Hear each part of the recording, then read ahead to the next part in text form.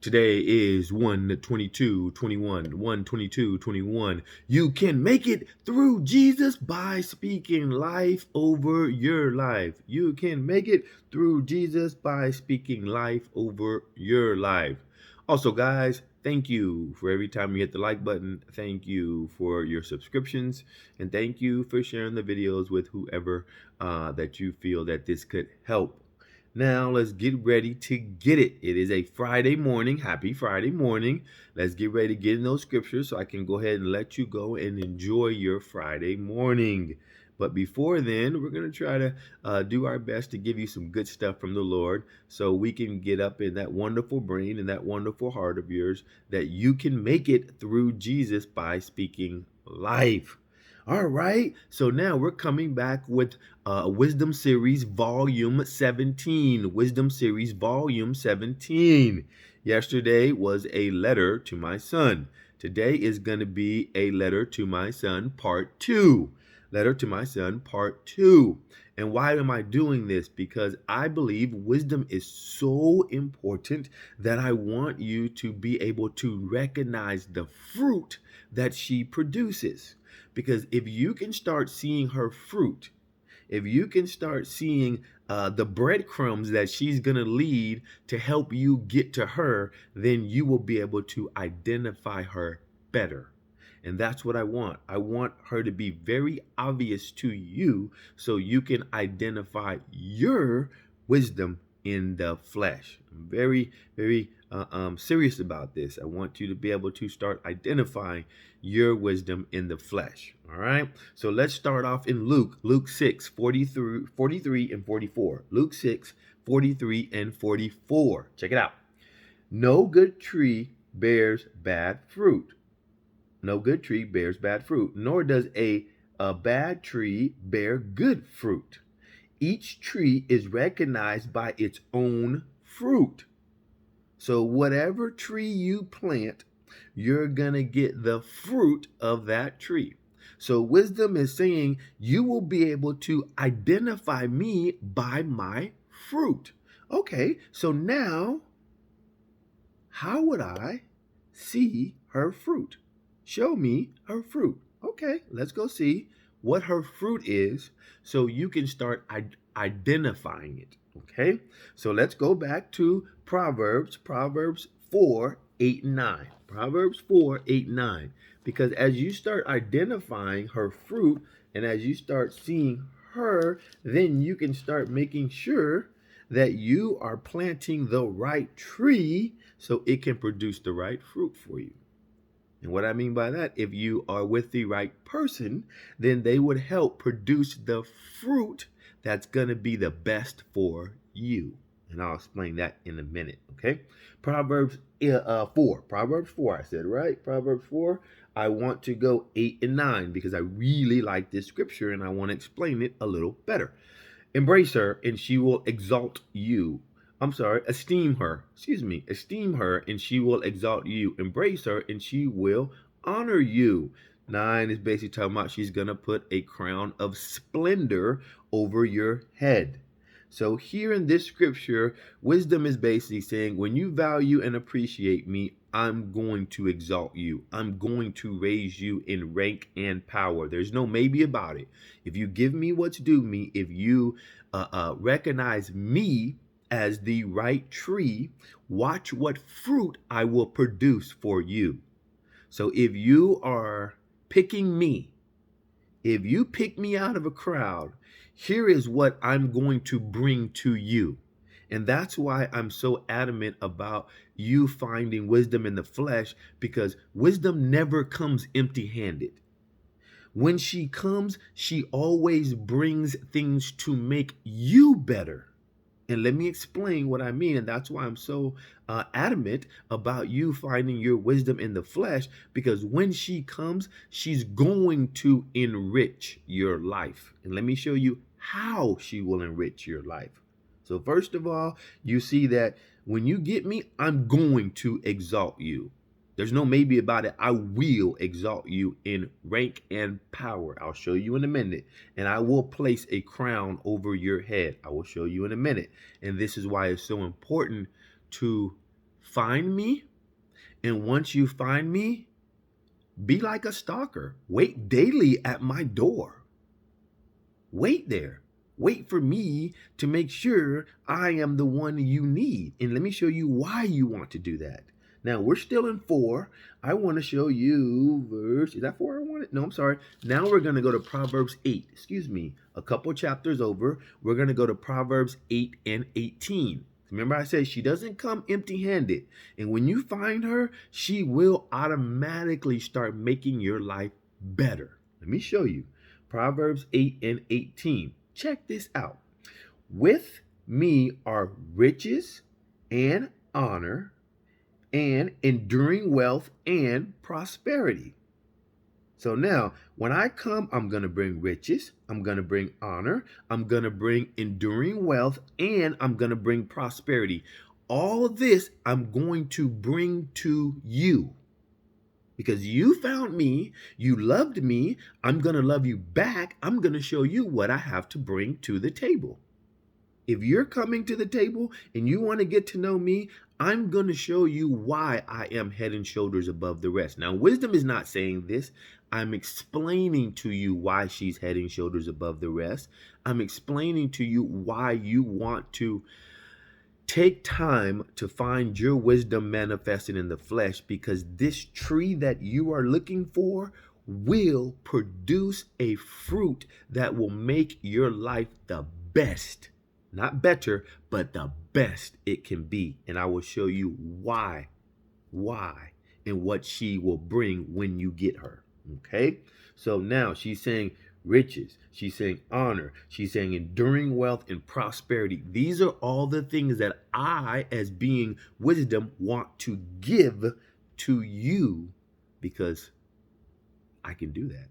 Now, I looked up enduring in I think it was the dictionary, and it says long lasting.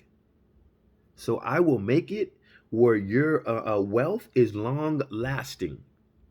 And verse 21, add that in there as well. Verse 21, I don't want to leave that out. So I'm still in Proverbs 8 and now I'm at 21. Bestowing wealth on those who love me and making their treasuries full. So when I come and when I'm with you, I'm going to give you riches, honor, enduring wealth, prosperity, but I'm going to make sure your treasury is full. So when you roll with me, I will make sure you are full. You are enjoying this life. I'm going to dump so much on you, and you're going to know where it came from. Why am I going to do that? Because you found me. You believed in me. You trusted me. You could have picked anybody, but you waited and you picked me. And because you made me feel special, I'm going to make you feel special. Let me show you how she does it. Let me show you. Let's start off in Genesis. Let's start off in Genesis 41. Let's start off in Genesis 41. Because I'm going to show you now. I'm going to show you how she works. So this is how you will know you have your wisdom manifested in the flesh. When these things start happening to you. May not maybe all at once, but as you see God start setting up these scenarios for you, you will start knowing you have found your wisdom manifested in the flesh. Let me explain, okay? Genesis 41. I may have to do a little speed run, but I'm going to try to get it in, okay? Genesis 41, 38 through 44. 38 through 44. I can't read it all, so I'm going to skim through it. Genesis 41, and I really want to pick up 38. Check this out. So Pharaoh asked them, can we find anyone like this man, one in whom is the Spirit of God? Then Pharaoh said to Joseph, since God has made all this known to you, there is no one so discerning and wise as you. So Pharaoh is openly saying, Joseph, you have wisdom. Now, what does wisdom say she's going to do? She will exalt you right? She will exalt you in rank and power. Not only that, she has riches, she has honor, she has enduring wealth, she has prosperity that she's going to bring to you. She's going to make your treasury full, right? This is what wisdom will do. So Pharaoh openly said, Joseph, you have wisdom. Now let's see if wisdom keeps her word. Let's see. Okay? Let's keep reading. Now, the next verse, you shall be in charge of my palace, and all my people are to submit to your order. So, right away, look at what wisdom just did. I just exalted you in rank and power. Look at how quickly he did that. Pharaoh said, oh no, the palace that I own, now you're in charge of it. My subjects, oh no, you're in charge of them now. He's not done yet. Only with respect to the throne will I be greater than you. He just exalted Joseph above himself.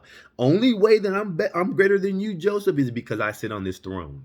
If I did not sit on this throne, I would not be greater than you. This is what he, out of his own mouth, Pharaoh says this.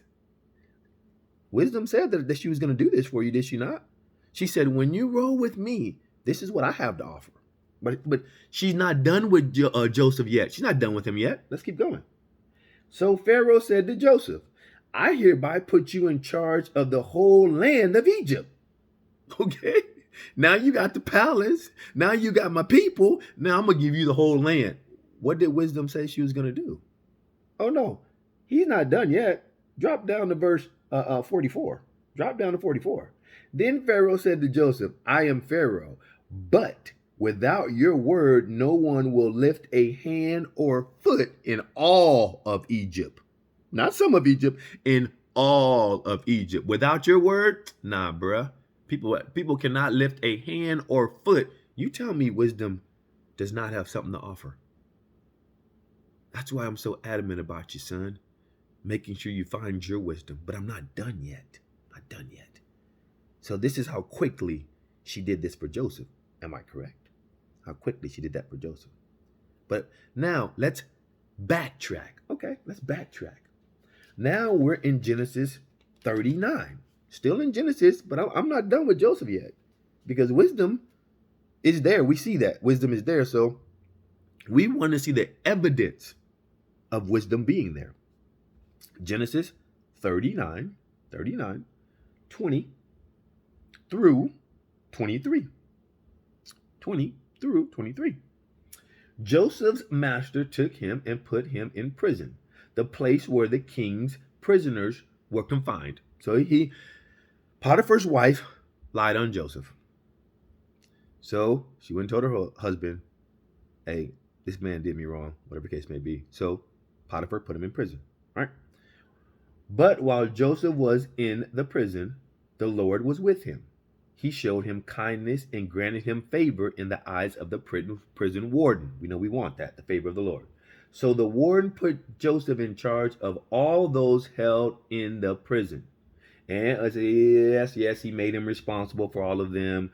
Verse 23, warden paid no attention once he put Joseph in charge. So again, see what wisdom is doing? Joseph, you just came into the prison. And now you're in charge of the prison. Have you ever heard of a prisoner being in charge of the prison? Again, what does wisdom do? Look at the fruit that wisdom keeps producing when she is in your life. You notice she keeps on raising you in rank and power, and she keeps on giving you riches and prosperity. No matter what situation you find yourself in, she continues to show you how great she is. That's why I'm so adamant about you finding your wisdom in the flesh. Because if she did this for them, why would she not do it for you? Does it make sense, son? Boom. So that One more for Joseph. One more for Joseph. Let's stay in 39, Genesis 39. That was Genesis 39, 20, and 23. Now I want to stay in Genesis 39 still, but I'm going to go 2 through 6. Genesis 39, 2 through 6. We're still talking about Joseph. We're still talking about Joseph. The Lord was with Joseph as he prospered. The Lord was with Joseph and he prospered. Yes. And he lived in the house of the Egyptian master. So basically, as he lived in the house of the Egyptian master, because I'm not going to read through it, the master saw him. And again, verse 4, Joseph found favor in his eyes. The Lord allowed Joseph to find favor. So we know Joseph had the favor of the Lord as well.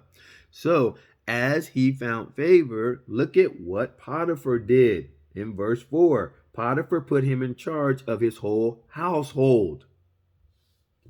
See what wisdom keeps on doing?